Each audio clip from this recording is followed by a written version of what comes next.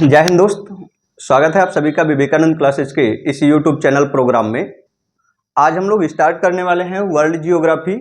और ये world geography जो है ये समीक्षा अधिकारी बैच जो है और पीसीएस प्री के लिए, इन दोनों के लिए महत्वपूर्ण है। लेकिन फिर भी जो हमारा क्लास है ये समीक्षा अधिकारी की जो परीक्षा होने वाली है उसके ऊपर ज़्यादा बेस्ड है। आपको बताते चले कि इसमें जो हम तैयारी आपको करवाने वाले हैं वो प्री कम मेंस होगा, यानी कि प्री के साथ साथ में जो आपके मेंस के पेपर होने हैं, तो मेंस को ध्यान में रखते हुए हम प्री की तैयारी आपको करवाने वाले हैं। जियोग्राफी जो है वह समीक्षा अधिकारी में सबसे ज़्यादा पूछा जाना है।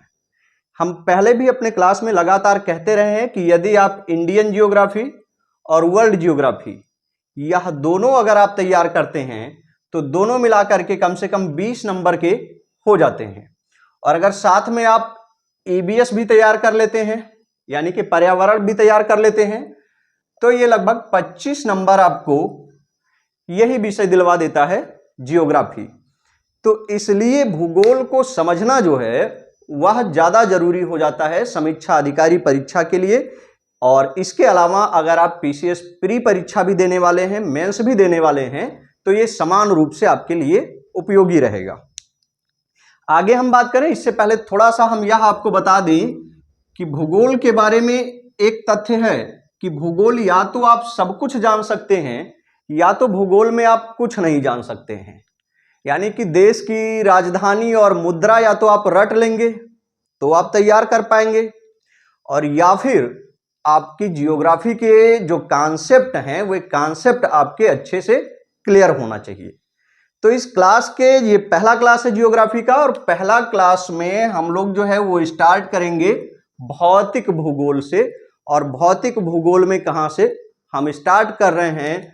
जलवायु, मानसूनी घटनाएं, समय कि समय का मापन कैसे होता है, जलवायु का मापन कैसे होता है, वनस्पतियों का मापन कैसे किया जाता है, मृदा का मापन कैसे किया जाता है, और इन सबके ऊपर जो चीजें प्रभाव डालती हैं उनके बारे में हमें अध्ययन कर लेना है। तो सबसे पहले हम जो है एक ग्लोब का निर्माण करना चाह रहे हैं, एक ग्लोब बनाना चाह रहे हैं। अब अगर हम इसे ग्लोब या पृथ्वी समझें तो हम इसमें जो है एक विषुवत रेखा ले लेंगे, 0 डिग्री रेखा या भूमध्य रेखा या विषुवत रेखा। बिल्कुल बारीक से आपको समझना है। यदि आपकी जियोग्राफी 0 है, आप पहली बार पढ़ रहे हैं, तो भी 0 लेवल से आपको जियोग्राफी स्टार्ट करनी है। साथ में नोट्स बनाते रहना है। यह नोट्स आपके प्री और मेंस सारे परीक्षाओं के लिए समान रूप से उपयोगी हो जाएगा। तो हमने इसे 2 भागों में बांट लिया है, और जो पृथ्वी को बीचों बीच से 2 भागों में बांटती है वह है भूमध्य रेखा या विषुवत रेखा या 0 डिग्री रेखा। अब ये रेखा कैसी है? तो आपको बता दें कि पृथ्वी पर 2 तरीके की रेखाएं खींची जाती हैं। एक तो अक्षांश रेखाएं और दूसरी हैं देशांतर रेखाएं। कौन सी? अक्षांश रेखाएं और देशांतर रेखाएं। अब अक्षांश रेखाएं जो हैं वह ईस्ट टू वेस्ट खींची जाती हैं, यानी कि पूरब और पश्चिम की ओर जो रेखाएं खींची हुई होती हैं वे अक्षांश रेखाएं होती हैं, और जो नॉर्थ टू साउथ खींची होती हैं, उत्तर से दक्षिण की ओर खींची होती हैं, वे देशांतर रेखाएं होती हैं। इन रेखाओं का काम क्या है और इन्हें बांटा क्यों गया है? अगर अक्षांश रेखाएं खींची हुई हैं तो इनसे हम क्या क्या निष्कर्ष निकाल सकते हैं, ये सारी चीजें हम लोग कॉन्सेप्ट के द्वारा बिल्कुल समझ लेने वाले हैं। और ये इतना मजेदार क्लास होने वाला है कि फिर आप अक्षांश रेखाओं से संबंधित, देशांतर रेखाओं से संबंधित जो कॉन्सेप्चुअल प्रश्न बनते हैं वे आपके गलत नहीं होंगे। और इसी एक टॉपिक के ऊपर पूरे के पूरे लगभग 70% जियोग्राफी निर्भर करती है, या निर्भर करता है कि आप जियोग्राफी समझ पाएंगे कि नहीं समझ पाएंगे। तो थोड़ा सा हम कॉन्सेप्ट के ऊपर बात करते हुए आगे बढ़ते हैं। तो पृथ्वी पर 2 रेखाएं अक्षांश रेखाएं और देशांतर रेखाएं हैं। अक्षांश रेखाएं वे हैं जो पूरब से पश्चिम की ओर खींची जाती हैं, इस तरह से जो खींची जाती हैं ये कहलाती हैं अक्षांश रेखाएं। ये रेखाएं कहलाती हैं अक्षांश रेखाएं। और इसी तरह से जब रेखाएं ऊपर से नीचे की ओर खींची हुई होती हैं, इस तरह से खींची जाती हैं, तो ये कहलाती हैं देशांतर रेखाएं। ठीक है, तो फिलहाल हम बात करने वाले हैं अक्षांश रेखाओं के ऊपर बात करेंगे कि अक्षांश रेखाएं क्या होती हैं और इनके कार्य क्या होता है। तो सबसे पहले हमें हेडिंग डाल लेना है अक्षांश रेखाएं और इनके बारे में हमें चीजों को देखना है। अक्षांश रेखाएं, और एक फिगर अब हम ड्रा करते हैं केवल अक्षांश रेखाओं के हिसाब से और उनके समझने के हिसाब से। फिगर बहुत अच्छा नहीं है, यह है भूमध्य रेखा। भूमध्य रेखा, इसी को हम विषुवत रेखा या 0 डिग्री रेखा कहेंगे। इसके ऊपर एक और ले लेते हैं तो यह है 5 डिग्री रेखा, नीचे भी 5 डिग्री रेखा, इसके ऊपर 10 डिग्री रेखा, नीचे भी 10 डिग्री रेखा, इसके ऊपर 23.5 डिग्री रेखा, और इसके भी नीचे आप ले लीजिए 23.5 डिग्री रेखा।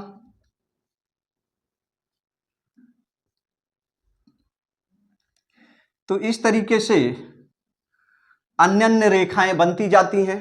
फिर और ऊपर जाएंगे तो यहां 66.5 डिग्री रेखा और नीचे भी 66.5 डिग्री रेखा।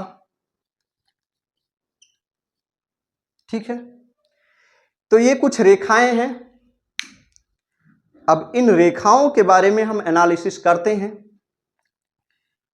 क्या देखना है और कैसे एग्जाम में प्रश्न बनते हैं, उनको साथ साथ में लेकर के चलना है। अब प्रश्न कैसे बनेंगे, तो अक्षांश रेखाओं के बारे में आप एक एनालिसिस करिए। देखिए, भूमध्य रेखा को हम थोड़ा सा अलग करने की कोशिश करते हैं। यह है भूमध्य रेखा। अब समझना स्टार्ट कर दीजिएगा। भूमध्य रेखा को हम कहते हैं 0 डिग्री रेखा, और जैसे हम ऊपर जाते हैं तो 5 पड़ा, फिर 10 पड़ा, फिर 23.5 पड़ा, फिर 66 पड़ा, और यहां पहुंच के कितना हो जाता है 90 डिग्री पड़ जाता है, और ये हो जाता है क्या, उत्तरी ध्रुव या नॉर्थ पोल। इसी तरह से विषुवत रेखा या भूमध्य रेखा से नीचे जाइए तो 5 डिग्री, 10 डिग्री, 23.5 डिग्री, 66 डिग्री, और नीचे जाएंगे तो ये हो जाएगा 90 डिग्री, और ये क्या हो जाएगा, साउथ पोल यानी कि दक्षिणी ध्रुव हो जाएगा।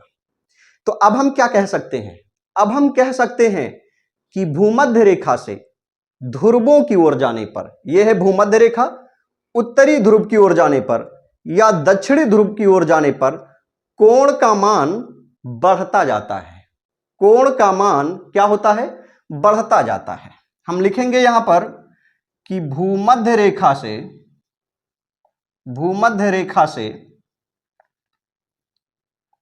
भूमध्य रेखा से ऊपर की ओर तथा नीचे की ओर जाने पर अक्षांशीय या अक्षीय कोण क्या होता है, बढ़ता है। देखिए, ये भूमध्य रेखा था, ऊपर गए तो 5 हो गया, और ऊपर गए 10 हो गया, 23.5 हो गया, 66.5 हो गया, 90 हो गया। तो प्रश्न इस तरह से आता है कूट में। कूट में क्या प्रश्न आएगा कि पहला कथन दे देगा कि भूमध्य रेखा से ध्रुवों की ओर जाने पर अक्षांशीय कोण का मान बढ़ता जाता है।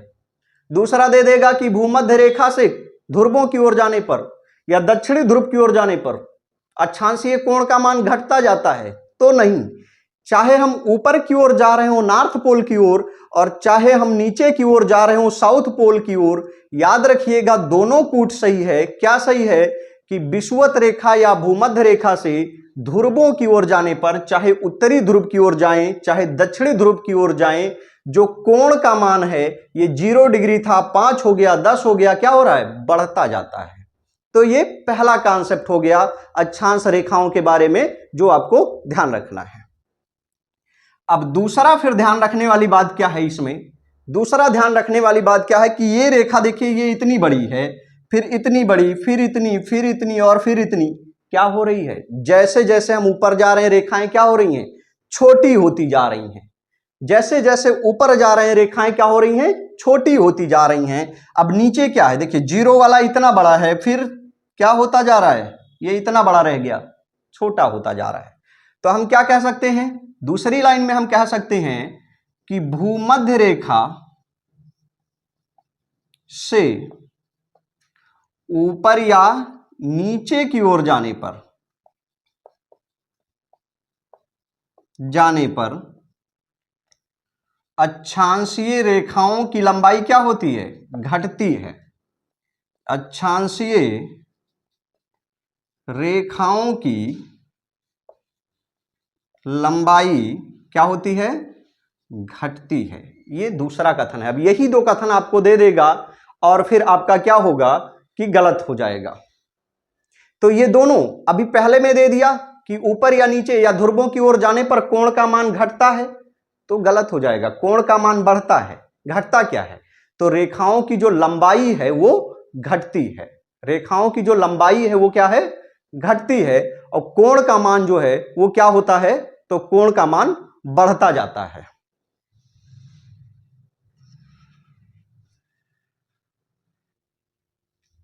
तो ये दोनों बातें आपके समझ में आ गई हैं कि कोण और रेखाओं की लंबाई कैसे प्रभावित होती है, या दोनों बातें हमें समझ लेना है। अब तीसरी इसमें जो समझने वाली बात है, तीसरी समझने वाली बात क्या है कि भूमध्य रेखा के ऊपर कितनी रेखाएं होती हैं, यानी कि कुल अक्षांशीय रेखाएं कितनी हैं। तो कुल अक्षांशीय रेखा कितनी है, तो उत्तरी ध्रुव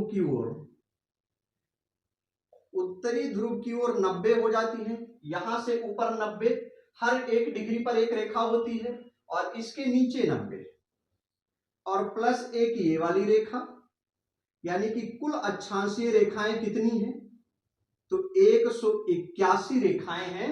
कुल अक्षांशीय रेखाओं की संख्या कितनी है, तो 181 है। अब कॉन्सेप्चुअल समझिए, भूमध्य रेखा के उत्तर की ओर यानी उत्तरी गोलार्ध में या उत्तरी ध्रुव की ओर 90 रेखाएं, भूमध्य रेखा से दक्षिण की ओर 90 रेखाएं और एक स्वयं भूमध्य रेखा। तो कुल मिलाकर के कितनी रेखाएं हो जा रही हैं, 181 रेखाएं ग्लोब पर होती हैं, या पृथ्वी पर या ग्लोब पर 181 अक्षांशीय रेखाएं बनाई गई हैं। ये काल्पनिक रेखाएं। अब बात कर लेते हैं दूरी की कि ये रेखाएं कितनी दूरी पर होती हैं। बोर्ड में तो आपको इतनी दूरी पर दिख रही हैं 3 अंगुल पे, लेकिन दो अक्षांशीय रेखाओं के बीच की दूरी कितनी होती है, तो 111 किलोमीटर होती है। यानी हर दो रेखा के बीच की जो दूरी होती है वो 111 किलोमीटर होती है। अब परीक्षा में यही सारी चीजें फैक्ट टू कॉन्सेप्ट बन के आती हैं, और जब फैक्ट टू कॉन्सेप्ट बनती हैं तब वहां आपको समझने में इन्हें दिक्कत हो जाती है। तो इतनी बातें जब हम क्लियर कर लेते हैं तो अब हम जानते हैं कि इन रेखाओं की मदद से क्या किया जाता है, जियोग्राफी में इन रेखाओं का महत्व क्या है और कहां इनका अध्ययन किया जाता है। तो साथ साथ आप सारी चीजें नोट डाउन करते रहिए और एक अच्छा नोट्स भी साथ साथ में बनाते रहना है। तो अक्षांशीय रेखाओं के द्वारा हम निकालते क्या है, तो ध्यान दीजिएगा, अक्षांशीय रेखाओं के द्वारा हम वहां के मौसम की जानकारी लेते हैं, वहां के जलवायु के बारे में जानकारी ले सकते हैं, किसी स्थान पे मृदा कैसी होगी यह जानकारी ले लेते हैं, किसी जगह पर मृदा के अलावा वनस्पति कैसी होगी, कौन से प्रकार की वनस्पतियां कहां उगेंगी, ये भी अक्षांश रेखाओं से हम जान सकते हैं। कहां की जनसंख्या कैसी होगी, कृषि कैसी होगी, वन कैसा होगा, ये सारी बातें हम किससे निकालते हैं, तो अक्षांशीय रेखाओं के बारे में अगर हमें समझ है तो हम ये सारी बातें यहां से समझ सकते हैं।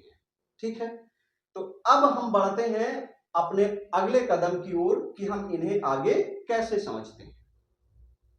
तो दूसरी जो बात है महत्वपूर्ण वह यह है कि ये देखिए, ये जो है 0 डिग्री रेखा है और 0 डिग्री रेखा से ऊपर की ओर जाएंगे यहां 10 डिग्री तक, यानी कि ये इतनी लाइन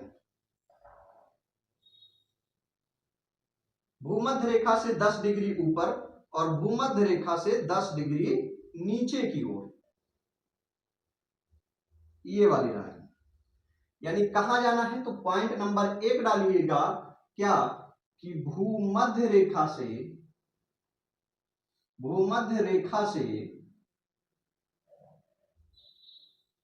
10 डिग्री नॉर्थ और कहां 10 डिग्री साउथ।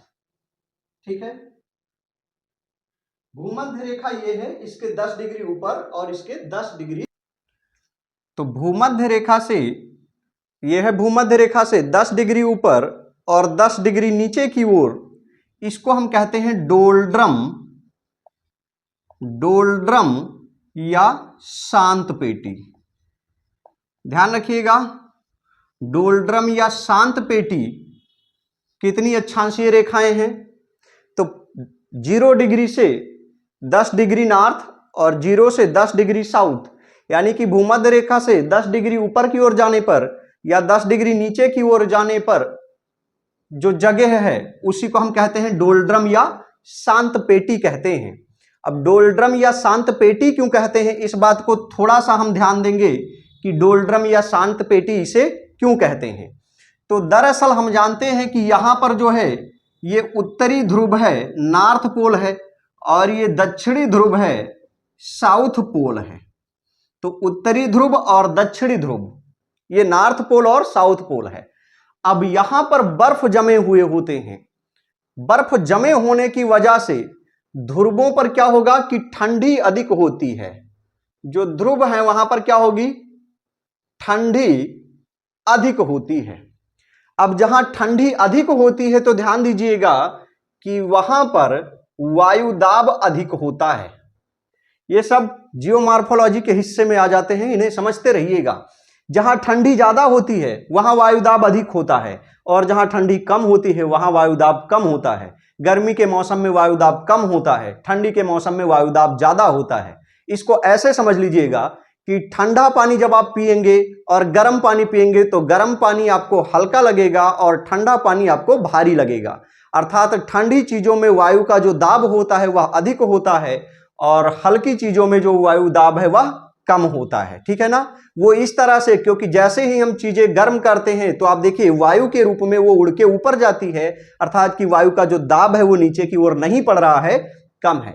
तो ध्रुवों की ओर क्या है, ध्रुवों पर बर्फ जमा है तो ठंडी है, तो ठंडी होने की वजह से वहां पर वायुदाब क्या है, ज्यादा है।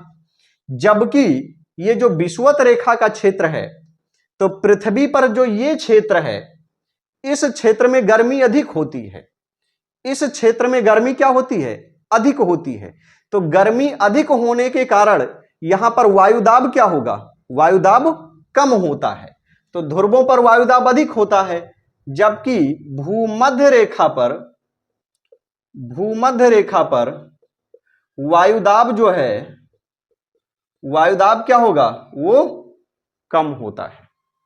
ठीक है, अब ध्यान दीजिएगा क्या कि तापमान है, ऊर्जा है और हवा है, ये तीनों उच्च वायुदाब क्षेत्र से निम्न वायुदाब क्षेत्र की ओर चलते हैं, निम्न वायुदाब क्षेत्र की ओर चलते हैं। याद रखिएगा, हवा क्यों चलती है, तो आप कहेंगे कि तापमान जो है जब उच्च वायुदाब से निम्न वायुदाब की ओर खिसकती है तो उसी से हवा बनता है, उसी से हवा की उत्पत्ति होती है। ठीक है, तो हवाएं इसीलिए चलती हैं क्योंकि उच्च वायुदाब से निम्न वायुदाब की ओर तापमान खिसकता है।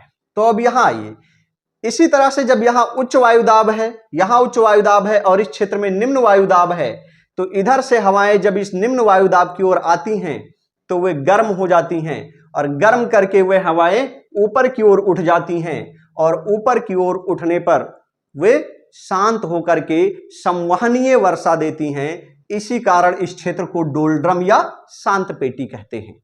तो डोलड्रम या शांत पेटी क्या है? तो आप एक लाइन में कहेंगे कि जो ध्रुवों की ओर से आने वाली ठंडी हवाएं हैं वे इस क्षेत्र में आकर के गर्म हो जाती हैं, गर्म होकर के ऊपर की ओर उठती हैं और बरसात करती हैं। ऐसे वर्षा को हम संवहनीय वर्षा कहते हैं और इस पूरे क्षेत्र को हम कहते हैं शांत पेटी, क्योंकि यहां ठंडी हवाएं आकर के क्या हो जाती हैं? शांत हो जाती हैं। ठीक है, तो ये हो गया डोलड्रम या शांत पेटी की बात।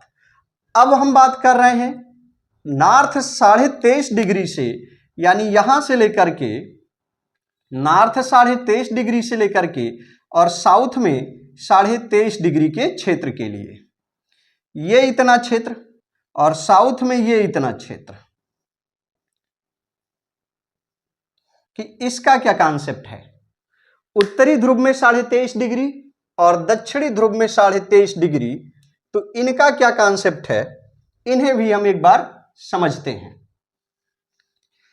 तो आपको रेखाओं के बारे में समझ में आ गया है कि इन रेखाओं का कार्य क्या है और इनसे हम क्या निकालते हैं। दूसरी डोलड्रम या शांत पेटी क्या है।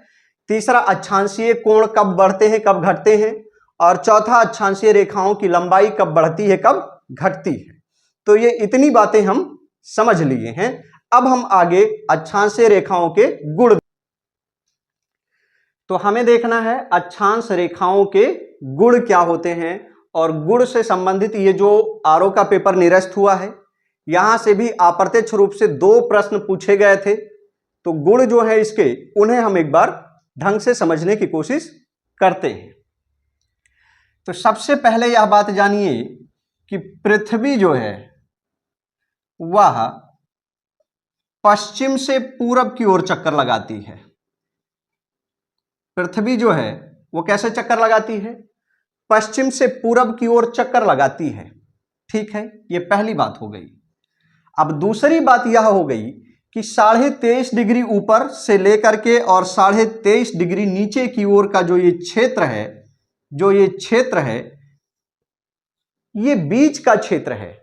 और बीच का क्षेत्र होने के कारण इस क्षेत्र में सूर्य की किरणें लंबवत चमकती हैं। अर्थात ये जो क्षेत्र है ये सूर्य के ठीक सामने पड़ता है। दूसरी बात यह है इसमें कि चूंकि यहां पर अगर आप देखेंगे तो पृथ्वी की जो परिधि है वो यहां पर ज्यादा हो जाती है। यहां पर परिधि ज्यादा है, यहां पर परिधि कम है। अर्थात विषुवत रेखा पर पृथ्वी की परिधि अधिक होती है। हम लिखेंगे यहां पर कि विषुवत रेखा पर पृथ्वी की परिधि क्या है? परिधि अधिक है।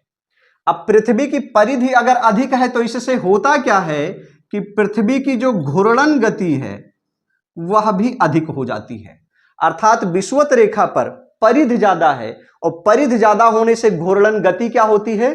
ज्यादा हो जाती है। अर्थात कि यह हिस्सा ज्यादा तेजी से घूमता है और इसी कारण यह हिस्सा सूर्य के सामने आ जाता है। तो घूर्णन गति अधिक होने से अब होगा क्या कि यह जो 23.5 से 23.5 डिग्री का हिस्सा है, यह हिस्सा जो है सूर्य के क्या होगा? सामने रहता है। पूरे वर्ष हमेशा ये हिस्सा यहां से लेकर यहां तक 23.5 डिग्री से और नीचे 23.5 डिग्री तक जो हिस्सा है वह सूर्य के सामने रहता है। अब सूर्य के सामने रहेगा तो इस हिस्से में जो तापमान है वह तापमान क्या होगा? बढ़ जाएगा। तापमान ज्यादा रहता है अर्थात इस हिस्से में गर्मी जो है वो खूब रहती है। और गर्मी ज्यादा होने के कारण इस हिस्से को ही हम क्या कहते हैं? उष्ण कटिबंधीय क्षेत्र कहते हैं। क्या कहते हैं? उष्ण कटिबंधीय क्षेत्र कहते हैं। तो याद रखिएगा कि उष्ण कटिबंधीय क्षेत्र क्या है। तो हम कहेंगे कि 23.5 डिग्री नॉर्थ से लेकर के और 23.5 डिग्री साउथ के बीच का जो क्षेत्र है वही क्या है? वही उष्ण कटिबंधीय क्षेत्र है। अब यहां देखिए तो उष्णकटिबंधीय क्षेत्र जो है वह सूर्य के सामने रहता है, इसलिए वहां पर तापमान ज्यादा होता है। तापमान ज्यादा होने का मतलब यह है कि वहां पे गर्मी ज्यादा पड़ती है। अब जहां पर गर्मी ज्यादा होगी, तापमान ज्यादा रहेगा, गर्मी ज्यादा होगी, तो वहां पर क्या होगा कि वाष्प ज्यादा बनते हैं। आप देखिए गर्मी चल रहा है तो तालाब वगैरह सूखने लगते हैं। तापमान जहां ज्यादा होता है वहां वाष्पीकरण की क्रिया जो है वो क्या होगी, ज्यादा होती है, वाष्प ज्यादा बनते हैं। अब अगर वाष्प ज्यादा बनेंगे तो फिर क्या होगा, संघनन जो है वह भी ज्यादा होगा, कंडेंसेशन यानी कि संघनन जो है वो ज्यादा होता है। फिर से एक बार समझिएगा कि चूंकि विषुवत रेखा पर पृथ्वी की परिधि अधिक होती है, इसलिए परिधि जहां ज्यादा होती है वहां घूर्णन गति ज्यादा होती है, और जब घूर्णन गति ज्यादा होती है इतने हिस्से की, तो ये घूम के सूर्य के सामने आ जाता है और ये सूर्य के सामने ज्यादा रहता है। इस कारण यहां पर तापमान अधिक होता है। जहां तापमान अधिक होता है, गर्मी अधिक होती है, वहां वाष्प ज्यादा बनता है, भाप ज्यादा बनते हैं, और जहां भाप ज्यादा बनते हैं वहां संघनन या कंडेंसेशन की क्रिया ज्यादा होती है। अब ये संघनन या कंडेंसेशन क्या है, तो शॉर्टकट में इसको समझ लीजिए कि जब ये वाष्प या भाप वायुमंडल में ऊपर जाते हैं तो वहां पर क्या करते हैं कि ये क्रिया करके, गैसों से क्रिया करके गोलाकार बूंद के रूप में बदल जाते हैं, और फिर जब हवाएं चलती हैं तो ये बूंद नीचे की ओर गिरने लगते हैं, जिसे हम बारिश कहते हैं। यानी कि बारिश से पहले की जो क्रिया है उसे हम संघनन कहते हैं। तो जहां पर तापमान ज्यादा होगा वहां वाष्प ज्यादा बनेगा, जहां वाष्प ज्यादा बनेगा वहां संघनन ज्यादा होगा, और जहां पर संघनन ज्यादा होता है वहां पर क्या होगा कि वहां पर वर्षा ज्यादा होती है।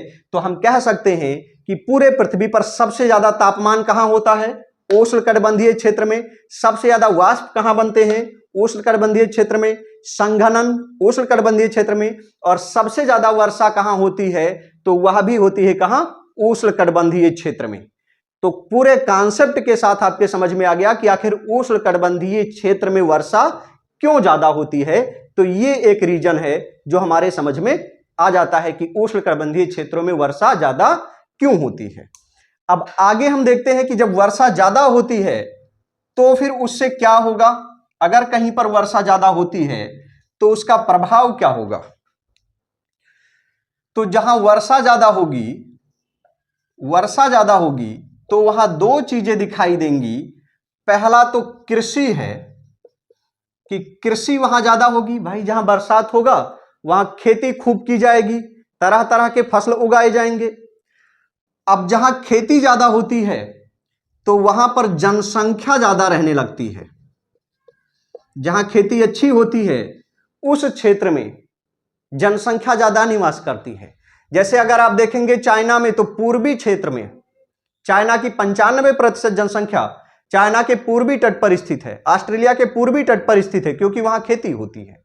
भारत की बात करिए तो राजस्थान में ना तो अच्छी खेती होती है, ना वहां की जनसंख्या ज्यादा है। उत्तर प्रदेश में खेती अच्छी होती है, जनसंख्या ज्यादा है।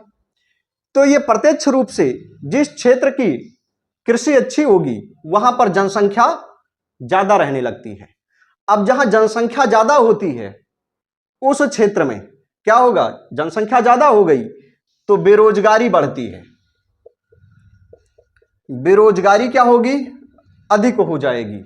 अब जहां बेरोजगारी अधिक होगा उसी क्षेत्र में क्या होगा, बेरोजगार आदमी क्या करेगा, लूटपाट की घटनाएं शुरू हो जाती हैं। अब ये सारी चीजें किस पर निर्भर हैं, तो ये निर्भर है कि आप पैदा कहां हुए हैं। इसमें आपकी कोई गलती नहीं है कि आप कहां पैदा हुए हैं और आप क्या कर रहे हैं, ये तो भूगोल के द्वारा निर्धारित हो गया है।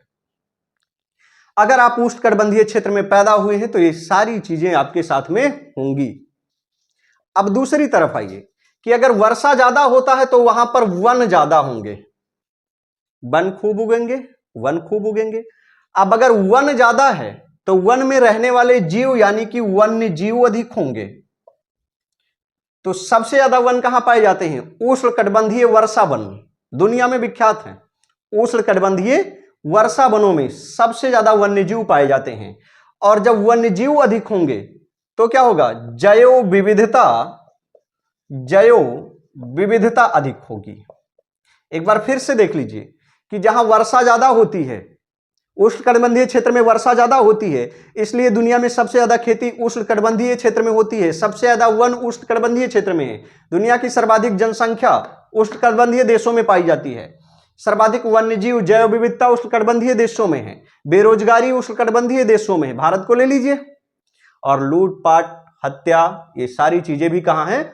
उष्णकटिबंधीय क्षेत्रों में ज्यादा पाई जाती हैं। अब ये बातें कि जहां वर्षा अधिक होती है वहां वन ज्यादा होते हैं, वन्यजीव अधिक होते हैं, जैव विविधता ज्यादा होती है, तो ऐसे वन, अब वर्षा की मात्रा उष्णकटिबंधीय क्षेत्रों में 250 सेंटीमीटर से अधिक होती है। जो 23.5 डिग्री का हमने क्षेत्र बताया, उष्णकटिबंधीय क्षेत्र बताया, उसमें पूरे वर्ष 250 सेंटीमीटर से ज्यादा वर्षा होती है। इसी कारण से उस क्षेत्र में वन खूब उगते हैं। हमेशा पानी बरसता रहता है तो वन खूब उगते हैं। और वन खूब उगने से क्या होते हैं? वे वन जो है सदा हरे भरे रहते हैं, यानी कि उन्हें हम क्या कहते हैं? सदाबहार वन कहते हैं। सदाबहार वन। अब यहां से प्रश्न बनता है कि सदाबहार वन कहां उगते हैं? तो सदाबहार वन उष्णकटिबंधीय क्षेत्रों में उगते हैं, यानी कि भूमध्य रेखा से 23.5 डिग्री ऊपर और 23.5 डिग्री नीचे का जो क्षेत्र है वह कहलाता है उष्णकटिबंधीय क्षेत्र। और वहां पर वर्षा 250 सेंटीमीटर से ज्यादा होती है, इसलिए उन क्षेत्रों में वन अधिक उगते हैं और उन वनों को सदाबहार वन कहा जाता है। अब ये वन पाए कहां जाते हैं?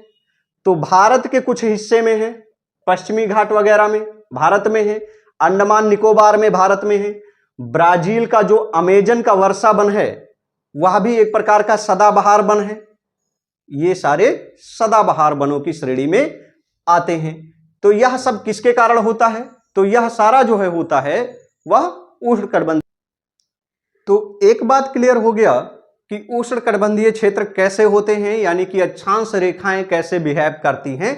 तो हमने देखा कि अक्षांश रेखाएं किसी देश की जनसंख्या, वहां की कृषि, वहां के वन, वहां की मृदा, वहां के तापमान, जनसंख्या, इन सारी चीजों को अक्षांशीय रेखाओं के द्वारा समझा जाता है। अब आगे हम देखते हैं एक बार फिर से कि चूंकि उष्णकटिबंधीय क्षेत्र में तापमान ज्यादा होता है, फिर वही बात करते हैं कि उष्णकटिबंधीय क्षेत्र सूर्य के सामने रहता है तो यहां तापमान ज्यादा होता है। अब तापमान जहां ज्यादा होता है तो सूर्य के सामने तापमान ज्यादा होने पर हम जानते हैं कि उसमें क्या मिलता है? विटामिन डी रहता है। क्या होता है? विटामिन डी पाया जाता है। सूर्य के तापमान में विटामिन डी पाया जाता है। अब इस विटामिन डी में एक प्रोटीन होता है। विटामिन डी में एक प्रोटीन होता है। कौन सा प्रोटीन होता है? तो वो मेलानिन होता है। कौन सा प्रोटीन होता है? तो मेलानिन नामक एक प्रोटीन होता है विटामिन डी में। यानी कि सूर्य का जो तापमान है, धूप है, उसमें विटामिन डी है और उस विटामिन डी में मेलानिन पाया जाता है। अब इससे होता क्या है कि जिस व्यक्ति में मेलानिन अधिक होता है वह व्यक्ति सांवले होते हैं या फिर काले होते हैं। क्या होते हैं? सांवले होते हैं या काले होते हैं। और जिन व्यक्तियों में मेलानिन कम होता है वे व्यक्ति क्या होते हैं? गोरे होते हैं। तो आपने देखा होगा कि जो व्यक्ति सूर्य के धूप में यानी तापमान में ज्यादा रहते हैं तो वे लोग क्या होते हैं? सांवले या काले हो जाते हैं। और जो लोग धूप में ज्यादा बाहर नहीं निकलते हैं उनके शरीर में विटामिन डी कम होता है। और उनके शरीर में जब विटामिन डी कम होता है तो मेलानिन कम हो जाता है। और जिनके शरीर में मेलानिन डाउन होता है, कम होता है, वे कैसे होते हैं? गोरे होते हैं। तो आपने देखा होगा कि कुछ सांवले व्यक्ति जब कुछ दिनों के लिए बाहर नहीं निकलते, धूप में नहीं निकलते, तो वे गोरे होने लगते हैं। क्यों? क्योंकि उनके शरीर में मेलानिन कम हो गया, विटामिन डी कम हो गया। तो इसी तरह अब आपने देखा एक दूसरी बात। क्या दूसरी बात देखा? कि श्रीलंका, इसके अलावा दक्षिण भारत के लोग, इसके अलावा जिम्बाब्वे, युगांडा, इन देशों के लोग, यानी कि जो देश उष्णकटिबंधीय क्षेत्र में पड़ जा रहे हैं उन देशों के लोग सांवले होते हैं, काले होते हैं। क्यों होते हैं? क्योंकि वहां पर तापमान ज्यादा है और तापमान ज़्यादा होने से विटामिन डी ज़्यादा है, विटामिन डी ज़्यादा है तो मेलानिन ज़्यादा है, और मेलानिन ज़्यादा जिनके शरीर में हो जाता है वे लोग कैसे हो जाते हैं? सांवले हो जाते हैं। तो यदि आप गोरे होना चाहते हैं तो धूप में निकलना बंद कर दीजिए, तो आपके शरीर में मेलानिन कम हो जाएगा, और मेलानिन कम हो जाएगा तो आप जो है वो फेयर हो जाएंगे, साफ हो जाएंगे। ठीक है, तो ये सारी चीजें हमने देखा कि किसी व्यक्ति का रंग रूप कैसा होगा, किसी जगह की जनसंख्या कैसी होगी, कृषि कैसी होगी, वन कैसे होंगे, जैव विविधता कैसी होगी, ये सारी की सारी बातें किस पर निर्भर करती है? तो सारी की सारी बातें निर्भर करती हैं अक्षांश रेखाओं पर निर्भर होती हैं। ठीक है, तो हमने उष्णकटिबंधीय क्षेत्र और अक्षांश रेखाओं को यहां से समझ लिया है कि अक्षांश रेखाएं क्या होती हैं और ये कैसे कार्य करती हैं। अब आज के ऊपर एक सवाल है और इसका जवाब आप लोग दीजिएगा। क्वेश्चन है कि अक्षांशीय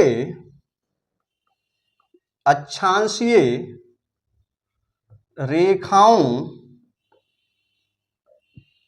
से संबंधित कथन पर विचार कीजिए। क्या विचार करना है? तो ये पहला कथन है, कोड टाइप में है। तो पहला है कि अक्षांशीय रेखाएं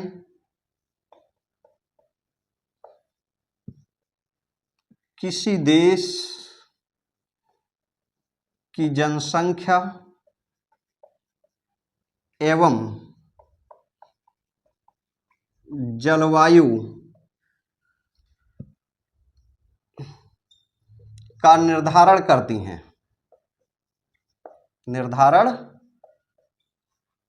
हैं। कथन 2 है कि ध्रुवों की ओर बढ़ने पर, ध्रुवों की ओर जाने पर अक्षांशीय कोण का मान घटता है। अब आपके कूट हैं और बताइएगा। इसमें कह रहा है कि 1 और 2 दोनों सही है,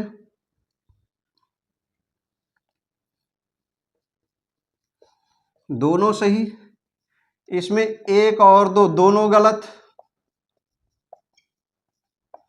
ये कह रहा है कि केवल 1 सही है, ये कह रहा है 2 सही है। तो क्या सही होगा? आप लोग अगर क्लास को ढंग से देखे हैं, समझे हैं, तो आप इसके उत्तर कमेंट बॉक्स में दीजिएगा, और क्लास कैसा लगा, पहला क्लास, आप लोग जरूर बताइएगा। तब तक के लिए जय हिंद।